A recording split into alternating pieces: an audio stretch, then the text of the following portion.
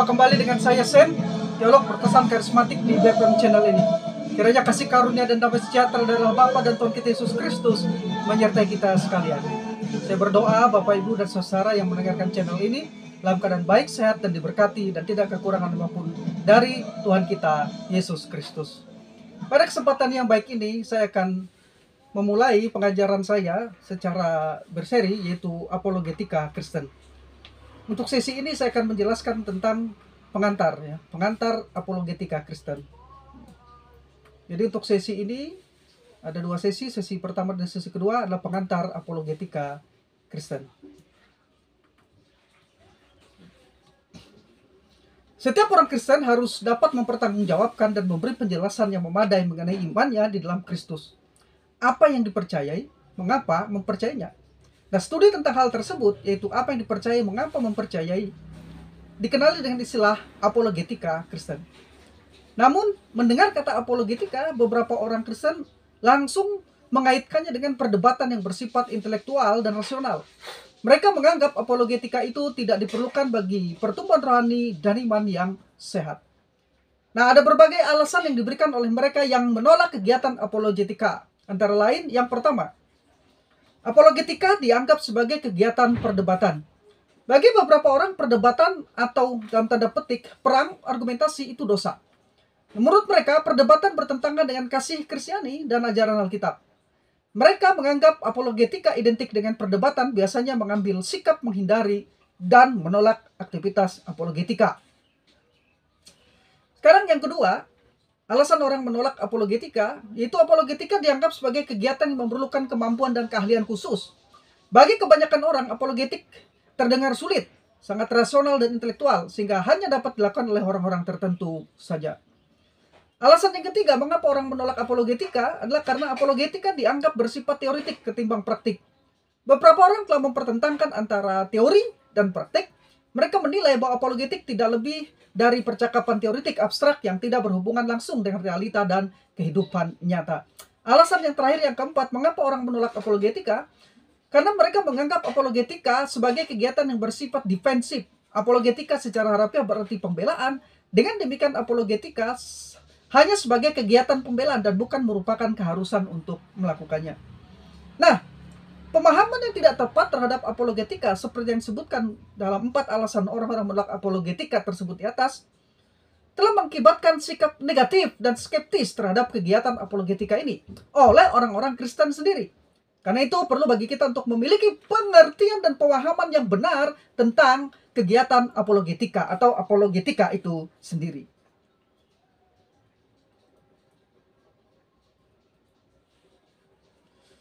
Sekarang saya ingin menjelaskan arti apologetika. Para teolog pada umumnya mendefinisikan apologetika berdasarkan ayat kitab suci yang terdapat dalam 1 Petrus 3 ayat 15-16. Jadi 1 Petrus 3 ayat 15-16 ini biasanya digunakan oleh para teolog sebagai dasar untuk mendefinisikan apologetika. Tetapi kuduskanlah Kristus dalam hatimu sebagai Tuhan, dan siap sedialah pada segala waktu untuk memberi pertanggungan jawab kepada tiap-tiap orang yang meminta pertanggungan jawab dari kamu tentang pengharapan yang ada padamu. Tetapi haruslah dengan lemah lembut dan hormat, dan dengan hati nurani yang murni, supaya mereka yang memfitnah kamu karena hidupmu yang salah dalam Kristus menjadi malu karena fitnahan mereka. Itu tadi 1 Petrus 3 ayat 15 sampai ayat yang ke-16. Nah, frase memberi pertanggungjawab dalam ayat ini adalah terjemahan dari kata kerja Yunani apologia yang berarti pembelaan atau jawaban. King James Version dan New International Version menerjemahkannya dengan give and answer, atau memberi suatu jawaban. Sedangkan New American Standard Version menerjemahkannya dengan make a defense, atau membuat sebuah pembelaan. Kata apologia ini dalam 2 Korintus 7 ayat 11 diterjemahkan dengan pembelaan. Dalam Alkitab Indonesia Terjemahan Baru dan King James Version menerjemahkannya dengan clearing, yang berarti menjelaskan atau menerapkan. Menurut Kenneth DeBoer, kata Yunani apologia digunakan sebagai pidato pembelaan yang dibuat di ruang sidang sebagai bagian dari prosedur peradilan normal. Ia menjelaskan demikian dalam bukunya yang ditulis oleh Ted Caball, The Apologetic Study Bible, di halaman 26. Dikatakan begini, Kata apologetika berasal dari kata Yunani apologia yang aslinya digunakan sebagai pidato pembelaan. Di Athena kuno, ini merujuk pada pembelaan dibuat di ruang sidang sebagai bagian dari prosedur peradilan normal. Setelah dakwaan, terdakwa diizinkan untuk membantah dengan pembelaan atau apologia. Contoh klasik dari sebuah apologia adalah pembelaan Sokrates melawan tuduhan mengkhotbahkan dewa-dewa aneh. Pembelaan yang diceritakan kembali oleh murid yang paling terkenal, Plato, dalam suatu dialog berjudul The Apology.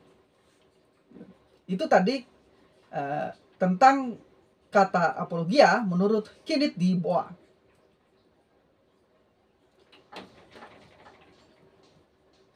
Selanjutnya, tentang kata apologia ini, Profesor Douglas Groothuis menjelaskan demikian. Dalam bukunya Christian Apologetic, A Comprehensive Case for Bible Faith, di halaman 25. Dia mengatakan begini, kata tersebut baik dalam bentuk kata benda, apologia, atau bentuk kata kerja, apologeomai, muncul 8 kali dalam perjanjian baru.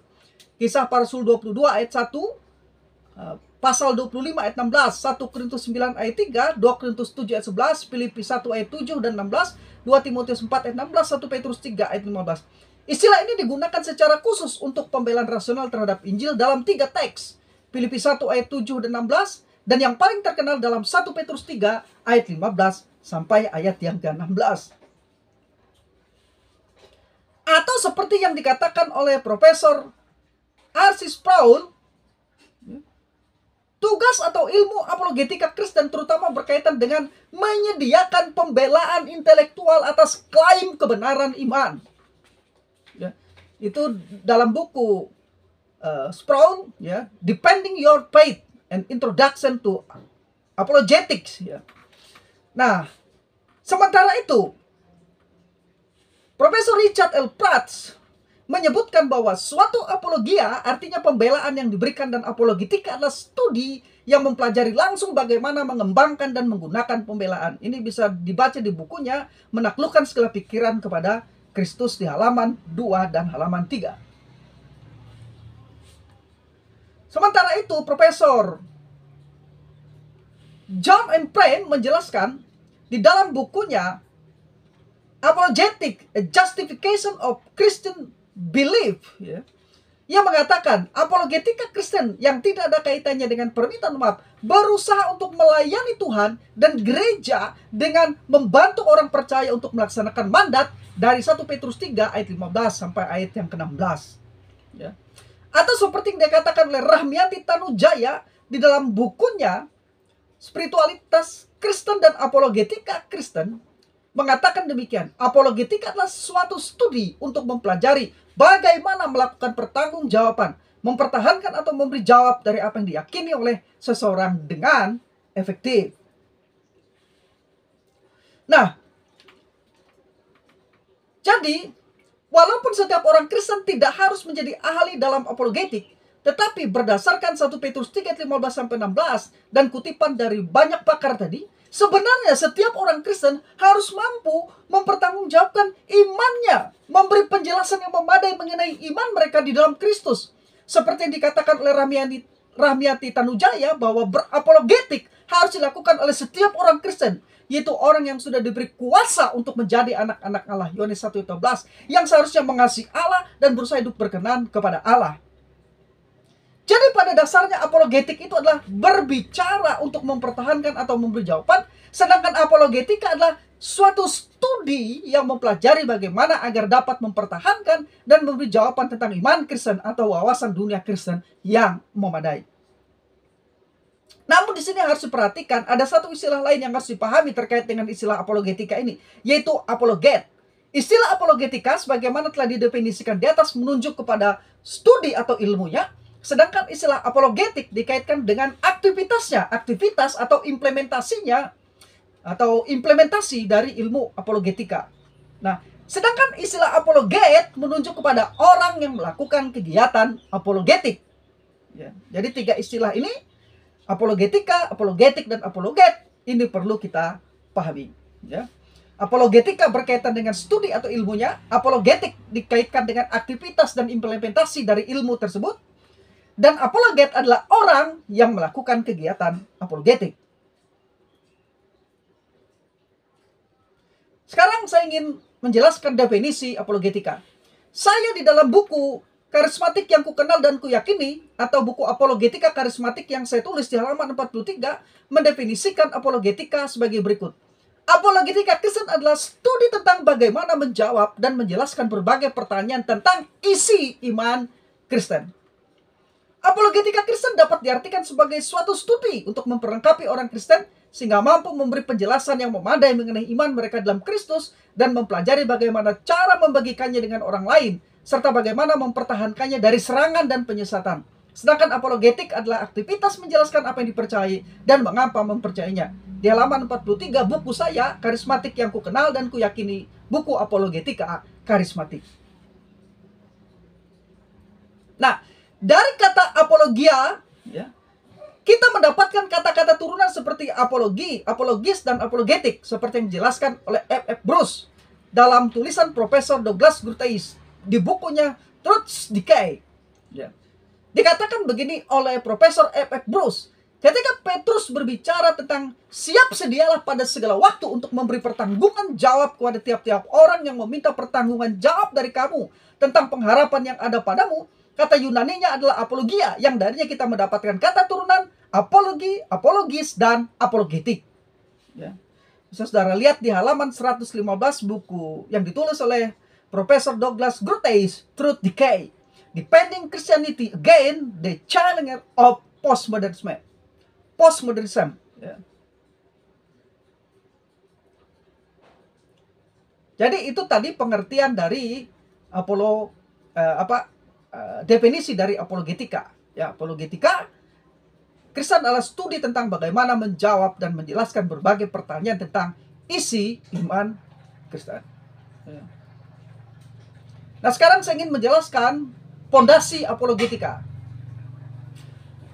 Pondasi apologetika yang saya maksudkan dengan pondasi apologetika adalah dasar-dasar kualifikasi. Dasar-dasar kualifikasi yang perlu dimiliki oleh seorang apologet yang baik. Di sini saya menyebut 6 pondasi apologetika yang baik. Yang pertama, iman yang teguh. Yang kedua, teologi yang terintegrasi. Yang ketiga, logika yang tajam. Yang keempat, ketergantungan pada Roh Kudus. Yang kelima, konsistensi ajaran dan tindakan. Dan yang keenam, penerapan fungsi apologetika. Kita mulai yang pertama. Pondasi yang pertama adalah iman yang teguh.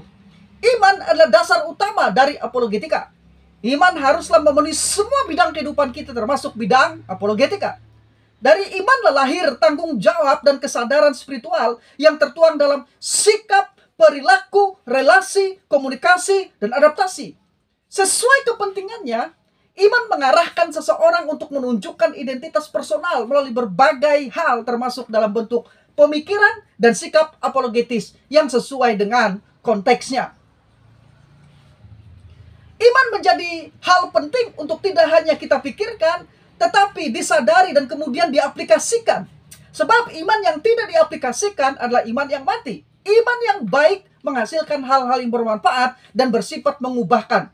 Pada prinsipnya seorang apologis harus berusaha mengubah orang lain untuk percaya kepada Kristus. Sekali lagi, pada prinsipnya seorang apologis harus berusaha mengubah orang lain untuk percaya kepada Kristus, mengasihi Tuhan, meninggalkan dosa dan kejahatan. Ingat, apologetika bertujuan bukan hanya untuk memenangkan argumentasi, tetapi memenangkan jiwa. Itu. Pemberitaan Injil terkait erat dengan iman tentunya. Beriman berarti memberitakan kebaikan Tuhan, memberitakan kasih Tuhan, memberitakan pengampunan yang telah diberikan oleh Tuhan kepada manusia berdosa melalui Yesus Kristus. Apologetika yang kita bangun haruslah bertolak atau berangkat dari iman yang murni dan menunjukkan iman yang sudah dewasa. Dengan demikian, dasar pertama untuk menjadi relevan dan berpengaruh bagi mereka yang melihat iman dan kedewasaan kita dalam menghadapi sesuatu dan mewartakan Injil adalah iman. Iman adalah dasar pertama, ya, yang akan diperhatikan oleh orang lain dari kita ketika kita berapologetik. Ya. Sekarang yang kedua, pondasi yang kedua, teologi yang terintegrasi.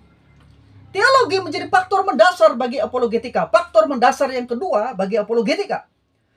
Pengetahuan dan pemahaman pemahaman teologi yang dimiliki seseorang tentu bermanfaat bagi realisasi imannya dalam konteks sikap hidup, relasi, komunikasi, dan bagaimana aplikasi dalam kehidupannya. Teologi adalah pengetahuan supranatural yang bersifat metodik, artinya memiliki metode-metode. Sistematik, artinya teratur, dan koheren, artinya sesuai tentang apa yang diimani sebagai pernyataan Allah. Teologi yang baik harus mencerminkan koherensi yang direpresentasikan oleh doktrin-doktrin Alkitab sebagai satu kesatuan yang utuh, yang tidak saling kontradiktif satu dengan yang lainnya, tetapi saling terikat, saling terhubung satu dengan yang lainnya. Koherensi. Teologi eksegetika, teologi biblika, teologi historika, teologi sistematika, dan teologi praktika adalah 5 spektrum teologi Kristen dari upaya hermeneutik teologis yang secara berdampingan bergerak, mengalir dalam suatu garis lurus dalam suatu kesatuan konsep. Teologi yang baik harus representasikan integrasi kelima spektrum teologi Kristen ini, yaitu teologi eksegetika, teologi biblika, teologi historika, teologi sistematika, dan teologi praktika, di mana satu sama lain saling melengkapi dan harmonis. Itu artinya antara teologi sistematik dengan teologi eksegese, biblika, historika, dan praktika seharusnya tidak boleh kontradiktif, karena pada dasarnya kelimanya tidak dapat dipisahkan dan saling ketergantungan satu sama lain. Nah, memahami teologi secara terintegrasi memampukan kita untuk mempertahankan kepercayaan kita secara rasional terhadap lawan-lawan, terhadap orang-orang yang antagonis, terhadap orang-orang yang tidak percaya pada iman Kristen. Orang-orang percaya di abad permulaan menggunakan keyakinan kepercayaan mereka, menggunakan isi iman mereka atau doktrin mereka yang telah disistematiskan untuk menanggapi lawan-lawan mereka. Dan orang-orang tidak percaya.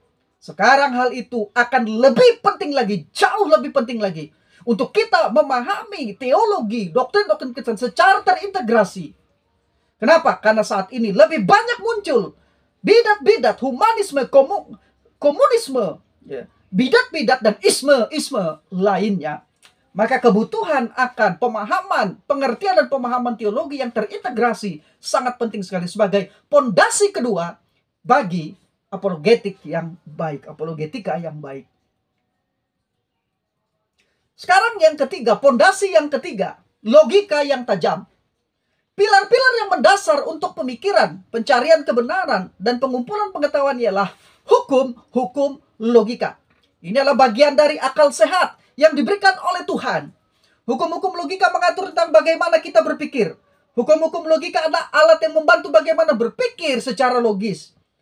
Melalui hukum logika akan dapat diketahui apakah sesuatu kontradiksi atau tidak, valid atau tidak. Seorang apologet yang baik harus sungguh-sungguh memahami logika. Seorang apologet harus logis dalam pemikiran, menaruh perhatian dengan berpegang pada kebenaran yang sungguh-sungguh, terutama mengenai Tuhan dan apa yang dikatakannya di dalam Alkitab. Dunia apologetika mengandung keterampilan berargumentasi. Karena itu mempelajari dasar-dasar berargumentasi dan belajar menyusun kalimat baik dalam bentuk lisan maupun tulisan merupakan keharusan bagi seorang apologet. Argumentasi terkait erat dengan logika. Pada dasarnya logika adalah menganalisa dan mengevaluasi aktivitas manusia yang dikenali dengan argumen. Dalam menganalisa dan mengevaluasi argumen, secara khusus kita harus memperhatikan dua hal utama, yaitu implikasi atau kesimpulan, dan yang kedua, konsistensinya. Jadi di dalam menganalisa dan mengevaluasi argumentasi, secara khusus kita harus memperhatikan dua hal utama, yaitu implikasi atau kesimpulan, dan yang kedua, konsistensinya. Ini akan saya jelaskan lagi pada sesi yang berikutnya, sesi lainnya. Nah, argumentasi adalah sebuah pernyataan yang mengandung alasan dan bukti untuk dipertahankan. Atau dalam pengertian teknis, sebuah argumentasi adalah sebuah kesimpulan yang didukung oleh dasar atau alasan yang diungkapkan dalam kalimat-kalimat yang disebut premis. Pada konteks debat misalnya, seseorang perlu mengajukan argumentasinya untuk mempertahankan keyakinannya dan kredibilitas imannya. Di sini yang harus dilakukan oleh apologet yang baik adalah mempelajari argumentasi, menganalisa, mengevaluasi argumentasi, menganalisanya secara kritis, menunjukkan apa yang membuat argumentasi itu valid atau tidak valid, menyatakan bahwa argumentasi itu logis atau tidak logis. Ya, ini berarti bahwa seorang apologet perlu melatih pikiran dan mengembangkan dengan baik. logika yang tajam, pikirannya yang tajam.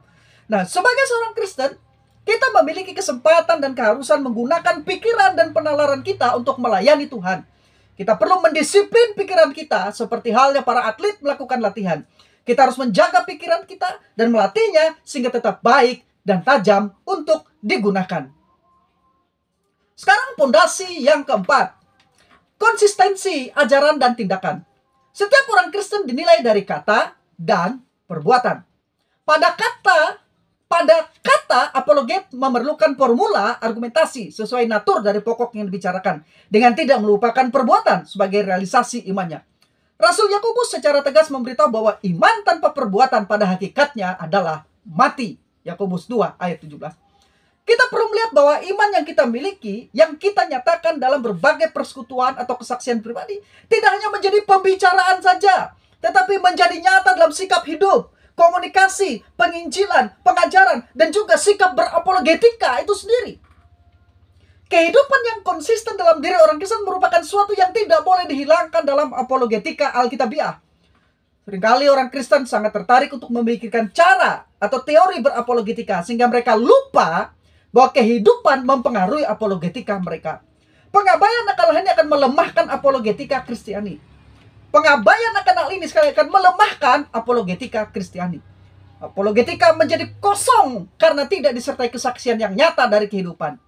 Ingat, orang non-Kristen atau orang tidak percaya seringkali menghakimi nilai Injil dengan mengamati konsistensi kehidupan orang Kristen. Ini harus kita ingat. Orang-orang non-Kristen, orang-orang yang belum percaya seringkali menghakimi nilai Injil dengan mengamati konsistensi kehidupan orang Kristen. Pembelaan akan Injil, baik di gereja, di rumah, atau di tempat kerja, tidak efektif karena kehidupan kita yang tidak konsisten. Karena itu, Profesor John M. Frame mengatakan di dalam bukunya Apologetic Justification of Christian Belief di halaman 24, dia mengatakan begini. Komunikasi kita dengan orang yang belum percaya tidak hanya terdiri dari apa yang kita katakan, tetapi juga cara hidup kita di hadapan mereka. Jika hidup kita bertentangan dengan ajaran kita, maka apologetika kita munafik dan kehilangan kredibilitas. Tetapi jika hidup dan ajaran kita konsisten, maka mereka yang mencoba membuat kita terlihat buruk akan kehilangan kredibilitasnya sendiri atau menjadi malu dengan sendirinya. Karena kita konsisten antara apa yang kita katakan dan isi iman kita dengan praktek dari isi iman kita itu. Konsistensi. Ya. Karena itu penting bagi kita untuk memperhatikan dengan serius tuntutan bagi apologet berdasarkan 1 Petrus 3:16.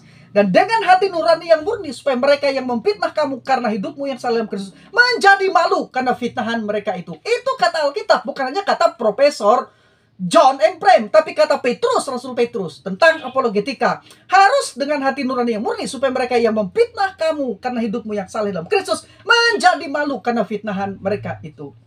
Di sini jelas dikatakan bahwa apologet harus berhati nurani yang murni sehingga mereka yang memfitnahnya menjadi malu.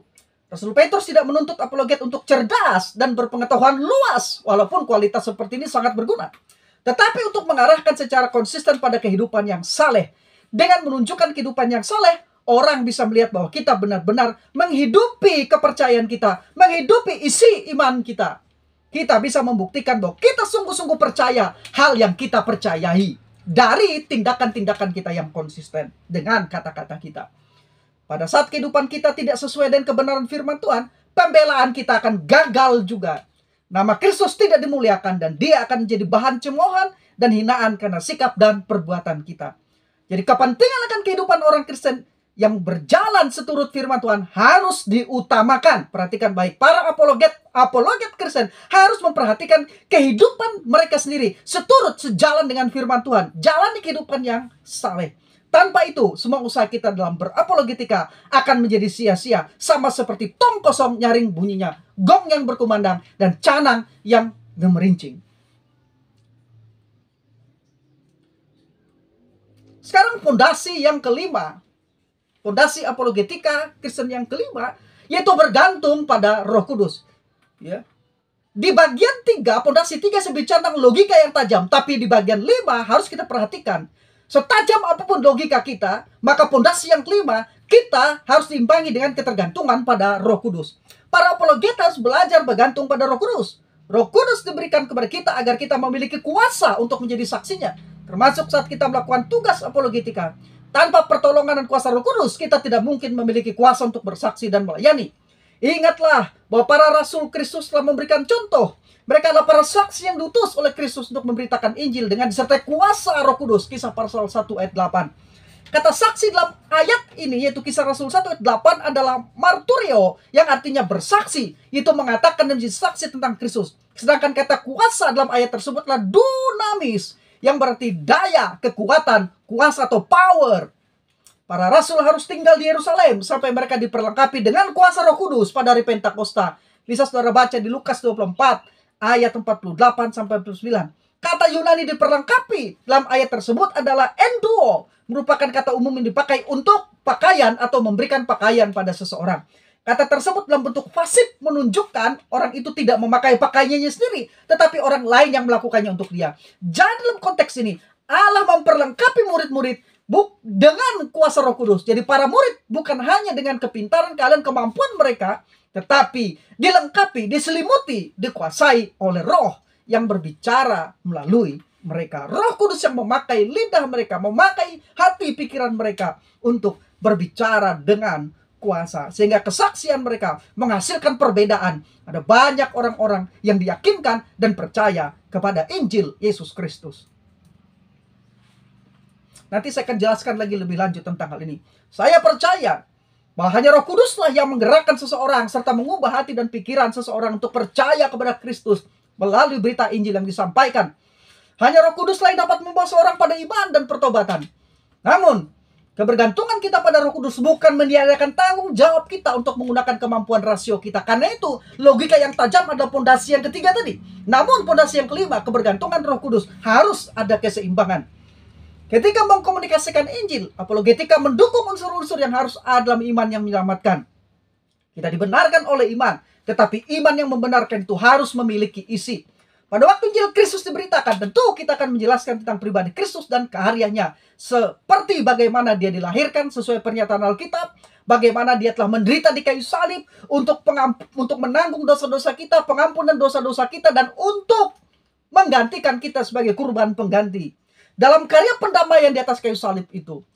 Dan kemudian kita akan menjelaskan bagaimana ia dibangkitkan dari kematian. Semua itu adalah bagian dari isi iman Kristen. Sebelum kita mengajak atau meyakinkan orang lain secara persuasif pada iman yang menyelamatkan, kita harus memberikan informasi yang cukup tentang isi iman atau kepercayaan yang kita miliki, yang ingin kita bagikan kepada orang lain supaya mereka mempercayainya. Hal ini jelas melibatkan akal budi kita ketika kita mengkomunikasikan itu, agar apa yang kita sampaikan, pesan Injil, dapat dipahami. Ingat, pemberitaan Injil itu melibatkan komunikasi dan informasi yang orang lain harus bisa menangkap atau memahaminya melalui penjelasan-penjelasan kita. Saudara-saudaraku dikasihi Tuhan, ketergantungan kepada Roh Kudus penting, tapi tidak menghilangkan kemampuan kita untuk belajar. Jadi harus ada keseimbangan itu. Mengandalkan akal saja tanpa Roh Kudus, kita tidak akan dapat menobatkan orang lain. Tapi mengandalkan Roh Kudus, ya, disertai dengan kemampuan komunikasi yang baik dari kita melalui apologetika, maka saya percaya akan ada perbedaan dan hasil yang berbeda. Sekarang pondasi yang terakhir, pondasi yang keenam, penerapan fungsi apologetika. John M. Frame menjelaskan dua fungsi utama apologetika, yaitu defensif dan ofensif. Fungsi defensif merupakan pembelaan iman Kristen terhadap keberatan atau serangan orang tidak percaya. Sedangkan fungsi ofensif merupakan serangan orang Kristen terhadap pemikiran dan kehidupan orang yang tidak percaya. Ini akan saya jelaskan lebih lanjut di fungsi apologetika nantinya di sesi yang kedua, pengantar apologetika Kristen. Rekan saya, Dr. Stanley R. Paparan, menyebutkan kedua fungsi ini sebagai gerakan pertahanan dan gerakan penyerangan. Ia menjelaskan demikian. Ada dua gerak apologetika. Pertama, gerak pertahanan. Gerak terpusat atau mempunyai pusat yang dijadikan dasar utama. Setiap keputusan atau kesimpulan dogmatis harus didasarkan pada Alkitab, menginterpretasian yang angkutable atau eksegesis yang baik. Dua gerak deduktif. Jadi ada gerak pertahanan itu terdiri dari dua, itu gerak konsentris. Itu gerak yang terpusat atau mempunyai pusat yang dijadikan dasar utama. Setiap keputusan atau kesimpulan dogmatis harus didasarkan pada Alkitab. Kemudian, selain gerak konsentris, yang kedua adalah gerak deduktif. Menarik atau menyimpulkan sesuatu berdasarkan kenyataan dan teori yang ada. Kesimpulan yang ditarik atau dipegang harus didasarkan pada kenyataan konsentris sebagai acuan kuat dan kokoh. Selanjutnya, teman saya, Dr. Stanley, itu di dalam bukunya Natur dan Identitas Apologetika di halaman 45 dan 45 menjelaskan bahwa yang kedua, selain gerak pembelaan, pertahanan, ada juga gerak penyerangan. Gerak penyerangan juga terdiri atas dua. Yang pertama, gerak sentripetal bergerak menuju titik pusat. Gerak ini didasarkan pada tujuan bahwa setiap bentuk apologetika kita terhadap iman agama lain harus dibawa kepada kesimpulan bahwa Yesus Kristus adalah juru selamat satu-satunya. Begitu juga dengan doktrin lainnya. Titik pusat yang dimaksudkan adalah titik doktrin Kristen. Yang kedua, gerak sentrifugal bergerak menjauh titik pusat. Gerakan ini didasarkan pada tujuan bahwa setiap bentuk apologetika kita terhadap iman agama lain harus dibawa kepada tindakan membawa mereka dari titik pusat mereka kepada titik pusat yang lain. Dari titik pusat mereka kepada titik pusat kita, yaitu titik pusat doktrin Kristen, iman kepada Yesus Kristus. Ya. Menurut Stanley Paparang, cara ini sebenarnya adalah cara yang sering digunakan oleh pihak apologet Muslim ketika mereka bertanya dan kemudian dijawab oleh orang Kristen, maka mereka tidak menanggapi secara serius jawaban yang diberikan, tetapi justru malah membuat pertanyaan baru. Jika kita terus melayani pertanyaan-pertanyaan tersebut, maka kita tidak lagi fokus pada bahasan pertama, melainkan akan mengalami dalam tanda petik debat kusir jauh dari pokok yang sedang dibahas dengan pihak apologet Muslim tersebut. Sebaliknya, kita dapat melakukan tindakan gerak sentrifugal untuk menangkalnya. Hal ini sering dilakukan oleh misalnya apologet Kristen Prince. Ya. Jadi bisa saudara baca di buku yang ditulis oleh rekan saya Stanley R. Paparang dalam bukunya Natur dan Identitas Apologetika halaman 44.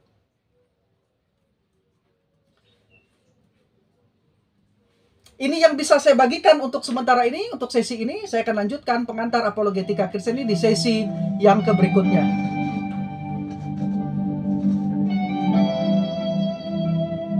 Saya Sam, teolog Protestan karismatik.